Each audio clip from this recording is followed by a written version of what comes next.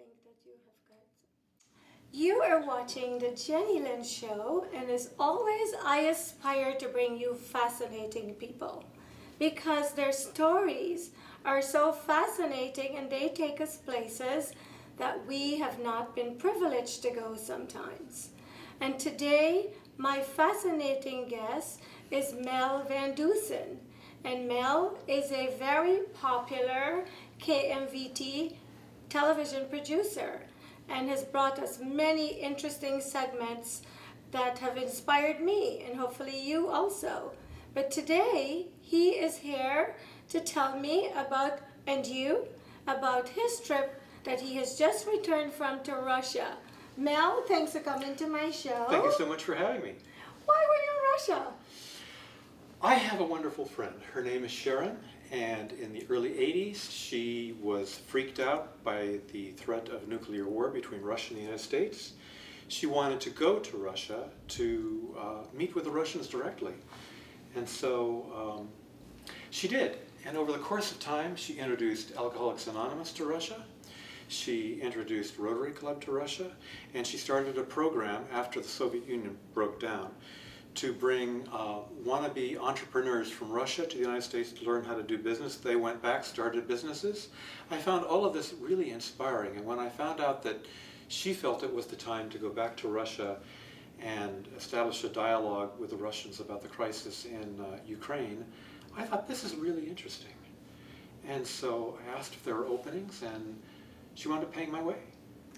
Lucky you! Yeah. What a fascinating With my camera. With your camera. Yeah. So you were working while you were on the Yes. trip. Yeah. But you must have some amazing footage. I've got 32 videos. Well, I hope if you're watching this show that at some point you'll find out how you can see them. Well, some of what you say her concerns and fears were, I have shared myself. And I think lots of Americans, because based on the stories we're told via the news, it is somewhat alarming. So tell me, is that how it was when you got there? Is how what Was Russia like the way it's portrayed by our news media? Well, people have this fear that, actually when I told my friends I was leaving for Russia, they said, be careful, be very, very careful there. You know, you're going into dangerous territory. Nothing could be farther from the truth. The Russians are very polite and welcoming, and they're keenly interested in American individuals. They look for Americans for guidance, as they did when they were starting their businesses. So actually they're inspired by Americans. They're not so trustful of the government because the government and the media has been involved in deceptions and lies about what's going on in Russia, but I didn't find it anything like that. I found some of the cities to be startlingly modern, with modern skyscrapers. The infrastructure was intact. So initially I was really impressed, and there was no reason to be afraid at all. I felt comfortable walking around freely. There was nothing to be afraid of. So it was beyond and above your expectation. I would imagine you did go with some expectation and some trepidation based on, the warnings you got prior to going. Well, when I landed at the airport, my luggage did not arrive on the carousel. And so, so I had to go through what seemed like a Soviet process of regaining my luggage by filling out forms in triplicate and taking them over there to that man who had to stamp them and sign them and then take them back here. I eventually got my luggage back 3 days later. But that was the only difficulty. Was there a Macys to go buy underwear? How did you survive? There's GUM. There's GUM. GUM, the main department store in Red Square, but I didn't go there. So is that the equivalent to Macys? Actually, they used to sell very basic, boring products in there, and now almost all of their goods are high-end things. So no, I didn't go there. But one of the 20 people who accompanied us on the trip, he gave me 2 shirts, so that was helpful. That allowed me to be clean for the time that I was in Moscow anyway. Oh, what an experience. So in a previous conversation, you mentioned you met with some dignitaries in Russia. Tell me, who did you meet with that was most influential? Well, some of our viewers may be familiar with Vladimir Posner. He had a program years ago with Phil Donahue. I think it was called Posner Donahue. And he's now considered the Larry King of Russia. Wow. He's very, very well respected. And so we had a meeting with him, and we had an interview. Wow. And we wanted to know, since he's involved in truth in media, we wanted to know the truth of what was going on in Russia and how Russia feels about Americans. And so we had the chance to talk with him in an interview, and I've got that on tape, I've got that on video. So maybe we can insert a clip in this video so people can get a little glimpse of how that worked out. Maybe we can do that right now. Okay. Okay. But I think that the state of affairs in the United States is such that, I mean, the anti-Putin / Russian propaganda has been so powerful that it's most Americans, I would say probably, are very, very anti-Russian nowadays, anti-Putin, and then of course it's the same thing. And so obviously the people in office, I mean. So were you treated like American paparazzi? Did you have media following you around? What was this whole visit? Well, I was format supposed to be the only media person there, you know, filming what was going on in Russia. But Sharon and several other people from our group, one of them was was a general involved in NATO, and someone else was a chemistry professor. And anyway, a group of them were on Russian TV in Ekaterinburg, talking about relations between the two countries, what could be done to establish a win-win relationship with the countries. And by the way, the trip was sponsored by CCI, Center for Citizen Initiatives, and they were involved in the 80s, 90s, and early part of the 21st century in establishing a win-win relationship between the countries by helping Russia out. And so we did this show in Ekaterinburg, and it turned out that there was a TV crew in Moscow that was listening to us, and they became very intrigued with what we were doing. So when we flew from Ekaterinburg to St. Petersburg, they followed us and met us there at the airport with their camera crew. And then we became a little suspicious because for the next 3 days they were following us around all over the place, and we were beginning to wonder whether they were really with NTV, Russian national television, or not. And why this close scrutiny everywhere we went? Even when we were invited to private dachas, they were there with us.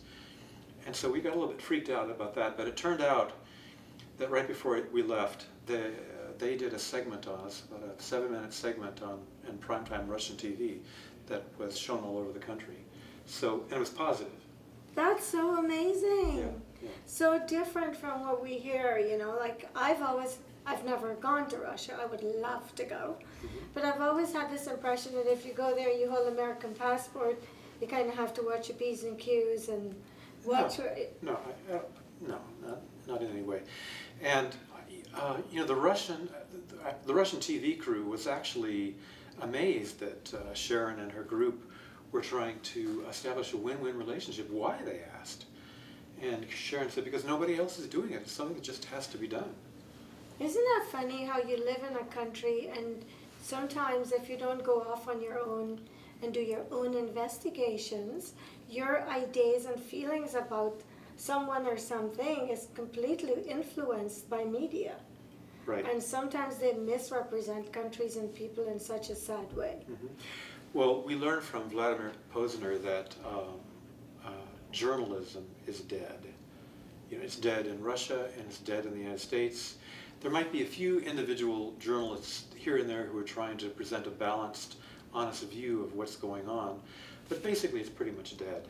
And what passes for journalism now is often just rumors. I remember I was watching CNN not too long ago. Putin disappeared from the media spotlight for a few days. And so in the space of 2 minutes, the speculation was this. He had flown to Sweden to be at the birth of his child by a Russian gymnast. He had joined ISIS. He had a stroke. There was a coup, and it's something else. And all of this is presented as if it's, you know, a possibility. It's almost become sport to make insulting comments about President Putin. And then, of course, he's called a murderer without any evidence, and a thug, and I heard the other day where it's rumored that he has $80 billion. I find that highly unlikely.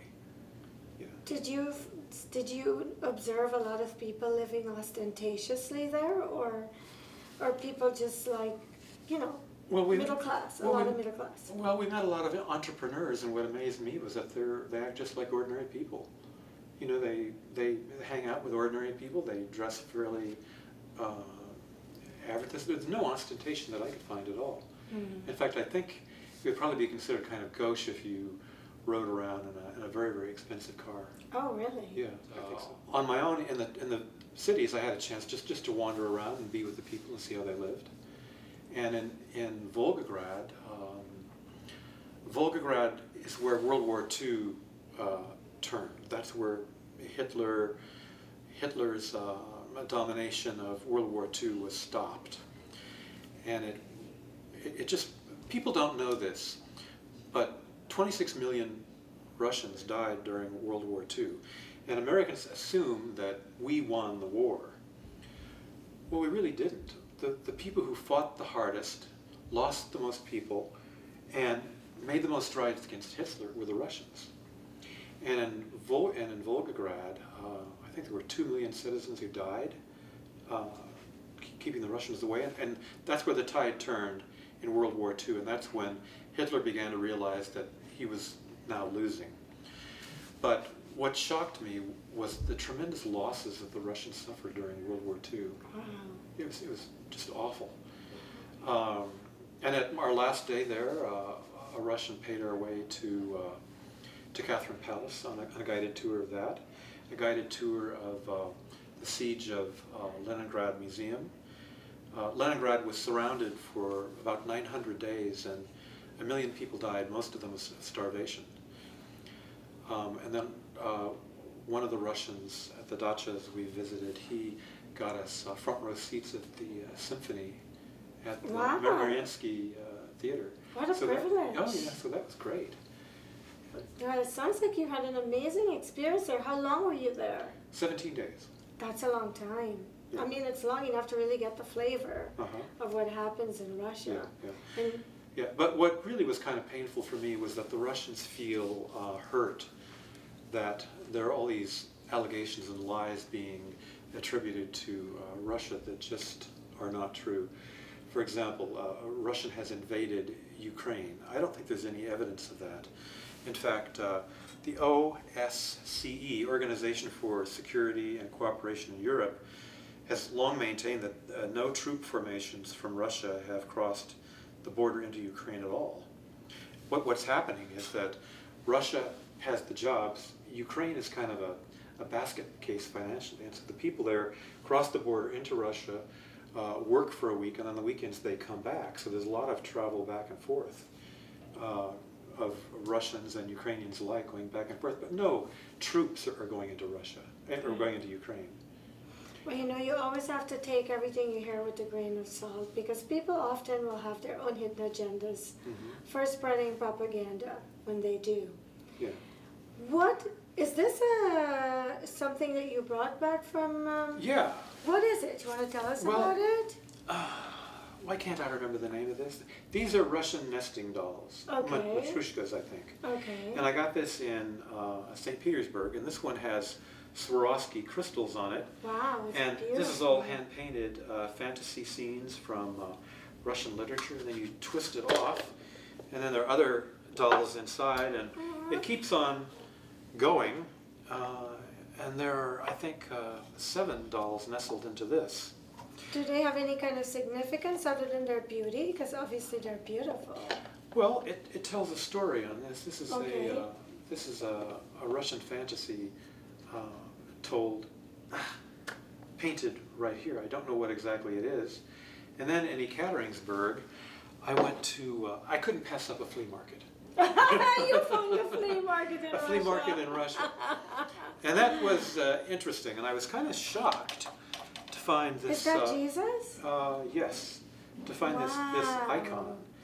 And apparently it's an old one because there's It's falling off. Well, it's kind of falling apart. There's cloth here that's actually, coming off it. You can tell it's really old by this. But I had to have this. I wanted an icon, and I wanted one of these nesting dolls, and so that's what I got. That is priceless. It looks like such a piece of history. It looks very old, obviously. It is old, I think, yes. Yeah. So you were able to find a flea market, did you say? Can you tell me, is it called a flea market in Russia? It's called a flea market, yeah. Really? That's one of our guides said, you can't miss the flea market. It's very near your hotel. It's a must-see. It's very, very interesting. So as we were going to one of the dachas to have dinner with Russians to learn about their lives and to learn about how they felt about the political situation, we passed by the flea market, and I told my guide, you must take me there on the way back, and so he did. Do a lot of people speak English there, or do you speak Russian? No, I don't speak Russian, but we had translators. Oh, that's nice. Yeah. So you were able to communicate effectively with the locals. Right, right. Yeah. What was your most memorable experience there? The most memorable, in a dacha outside of St. Petersburg, I'd heard that it's considered a sign of friendship to have vodka with Russians. And so at a dinner table, I was presented with a glass of vodka, and you're supposed to drink it down all at once. And so I thought, this is my chance to express my goodwill toward these people. And after 7 of these things... You had 7? Yes. How large portions were About they? like this. Yeah. It was chilled, and I'm told that when vodka is chilled, it doesn't have the intoxicating effect as when it's not. But I was actually shocked after I was with friends, and I thought, I'm safe here. They can escort me to the car, but I want to really have this vodka Russian experience. So after 7 glasses, nothing. Are you serious? Are you sure I it felt was nothing. vodka?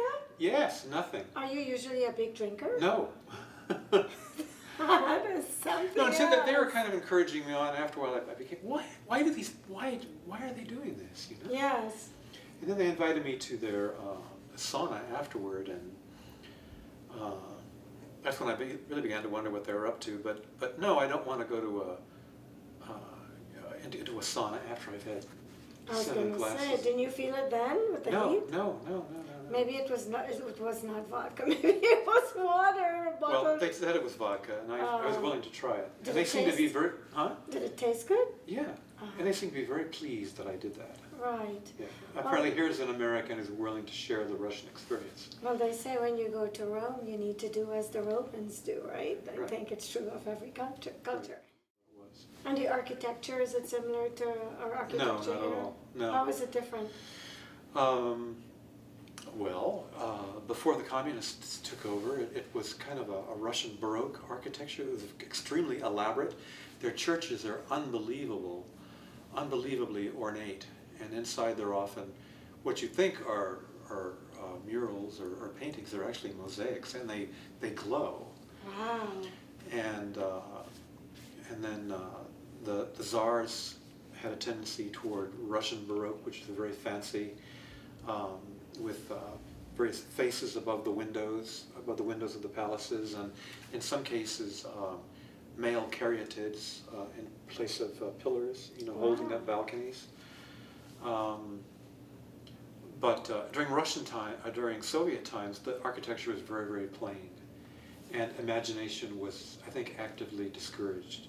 So Soviet architecture was rather dull, except in a place called VD&K. It was an exhibition park in Moscow, and that was very, very strange. Keep in mind, Stalin didn't like the architecture of the Tsars or the architecture of Europe, so he invented a style that I would call Neo-Babylonian. It was just very, very strange. And so I filmed some of that.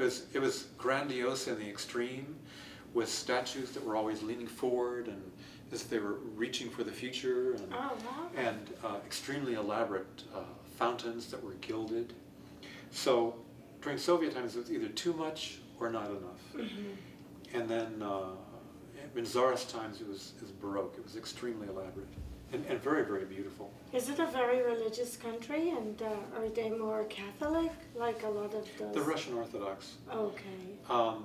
But again, during Soviet times, you had to be atheist, and that created kind of a flattening, dulling effect throughout society that was really very oppressive. And as the Russian Orthodox Archbishop of Russia says, we don't want to go there again. You saw how atheism flattened out the life of the people. We don't want to go there. And the Russian Orthodox services are ecstatic and transporting and more moving than any ballet or opera, I would say. They're beautiful things to watch. Amazing. And the choirs will produce an ecstatic state. Yeah. So more and more people are feeling comfortable with going to church now. In fact, Vladimir Putin goes to church. That's Yeah, he's a religious man. Oh, that's great. And he still wears the crucifix that he was given for his confirmation. People don't know that. They can't imagine Putin. How going to did you church. find all this out? Is it because you met with him? No, I read his biography. Oh, you did. And my friend Sharon actually met him before he became president. Ah. She was trying to get some grant in St. Petersburg where he was a functionary, and she went into a brown room and talked with a man in a brown suit, and he put her through this list of questions, one followed the other, and at the end he said, "I'm sorry, Mrs. Tennyson, but according to our rules, we cannot grant you what you want, perhaps in a few years, but not now." So he gave her his card, and on the street, Sharon told her friend, "You know, we've dealt with many Russian bureaucrats here in Russia, but this is the only one who's never asked for a bribe at the end of the interview." Yeah. Really? So she looked at the card, Vladimir V. Putin, and then years later, when she found out that there was a new premier, and there was Vladimir V. Putin, she couldn't believe it was him because she didn't feel he had the right personality. He was not warm and fuzzy. He was extremely efficient. He got the job done, but he was not particularly fuzzy. Mm-hmm. But now she admits that he's doing a great job because the people are so much better off than they were in the 20th century. So my ideas that I have conjured up in my head, based on the stories I've listened to and read about Russia, is that they're a socialist country. And so the picture I have in my head, or actually more on the communist side, is what I have taken away from what I've read over the years. And that when you walk around the streets, it's intimidating because you pass all these armed personnel in uniforms No. and soldiers and cops Nothing. and Nothing. nothing like that. Nothing. Amazing. The only thing that's different is that people, their body movements are very contained because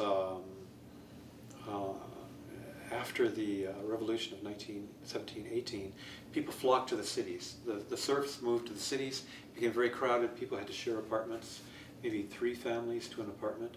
So they had to keep their movements kind of to themselves, and they had to keep their voices down. And their facial expressions were very muted. So men don't smile on the street. If you smile, you're considered crazy. And so, you know, no one is smiling, and it looks almost grim, but then after a while, you realize that there's a certain dignity to it. So that's the only difference. People don't express emotion, they don't raise their voices on the street. That's pretty neat, right? I thought it was cool. Yeah, I would imagine. Yeah. So I wanted to ask you what you would say to someone who's planning to go to Russia. What should they be cognizant of? What should they make sure they visit? And what should they not do? Don't smile a lot in public. Don't raise your voice. The Russians are very, very polite people. They expect that from you. They would appreciate that from you. They're keenly interested in Americans, and if you express interest in them, they will express interest in you. I would recommend St. Petersburg. It's a beautiful city. Of course, Moscow. And I think Yekaterinburg. It's on the other side of the Ural Mountains. The skyscrapers there will amaze you. Really? Yeah. What was the weather like when you were there, the time of the year that you visited? I was there in June. In Volgograd it was hot, and the rest of the country was cool. Okay, not cold. Cool. Just cool. Cool. Yeah, and you were able to go to see some operas. Well, I thought I was going to see one. It turned out to be a symphony. Oh, But you that was good enough. Yes. Yeah. Oh, I feel like you were really privileged in 17 days to have had the experiences you had. It was a life-changing event, and it was Yes. nonstop, one thing after another, meeting advisors to Putin and palaces and museums and churches and guided tours of cities. It was wonderful. What didn't I ask you that you want people to know about this experience?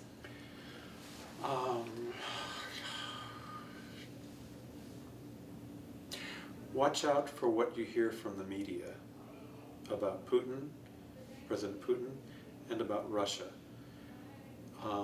It takes an actual visit to Russia to really appreciate the Russian people and what the present Russian government is trying to do. What they're trying to do, I think, is honest, and they're really benefiting the Russian people. That the Russian people have benefited enormously from Putin's tenure as president. And what are they now? What is their political state? Are they capitalist, socialist, communist, or does it matter? Well, they're going toward capitalism right now. Okay. They're still in That's the great. process of going there. Okay. And more people are capitalists. Oh, Yeah. really? And they're doing very, very well. Russia, it's a younger population. They're highly educated. They're highly cultured. They're motivated. They're inspired by Western business. And they want to learn from us, and they have. And they're doing very well. Wow, so we still have the little set in the trend Yes. edge on the rest of the world, right? We Right. still do. People look up to us here in America, Not the government so much. not the government. No, but no. the I people. think Russians are very disappointed with the government. In fact, Obama said that to create a happier world, there are 3 curses. 1, Ebola. 2, ISIS. And 3, Russia. I mean, come on, give me a break. That is so small-minded. Right. When I heard Obama say that, I lost respect for him. He should know better than that. Right, yeah. Well, you know, we all have things we like about our various presidents and things we don't like. There's some things I like about him and there's some things I don't agree with. But I don't think we'll ever have a president that will make every single American happy all the time. Doubtful. So there's no man that can make everybody in his life happy at all times, so we can't expect that from a president. Right. I think as humans we're fallible. Mhm. And so we're always going to disappoint somebody and make somebody else happy. It's just human nature. Mel, I'm so thrilled that you granted me my wish to come and share your experience in Russia with me. I couldn't resist. And the viewers, well, I mean, I'm sure there's so much more to this. So would you tell my viewers how they can experience the rest of your vacation via your YouTube videos? How do they find that? You can enter my name on YouTube, Mel Van Dusen, or the Russian videos will be uploaded to my website, and that's melpresents.com. And on that website, you'll find a lot of interviews with people who've had near-death experiences. Somehow I feel that the core lesson of the near-death experience, encompassing understanding and love between peoples, is what we need to bring governments together, what we need to bring countries together. So with my Russian videos there and these interviews I've done with near-death experiencers, I think those two will go together very well. Fascinating topics. Mm-hmm. So I thank you once again for tuning in to the Jennylyn Show and watching this inspiring, wonderful person. And he has shared his experience in Russia with us. And maybe you've been there, and so you can relate to a lot of what he has shared. But if you haven't, and you're like me, interested and fascinated with other cultures, please check out Mel's website and take a look at the footage that he is posting on there that we did not discuss in this interview. And once again, thank you so much for watching the Jennylyn Show. And I will see you next time. Thank you, Jennylyn. Mel, that was so great. Thank you, thank you. What an experience. It really was. And I cannot wait till you come back to tell us about India. I don't know. The one thing you want to make sure you do if you decide to go to India is take a lot of laxatives. I thought that wasn't necessary. No, I hear a lot of people get a lot of stomach Really? issues and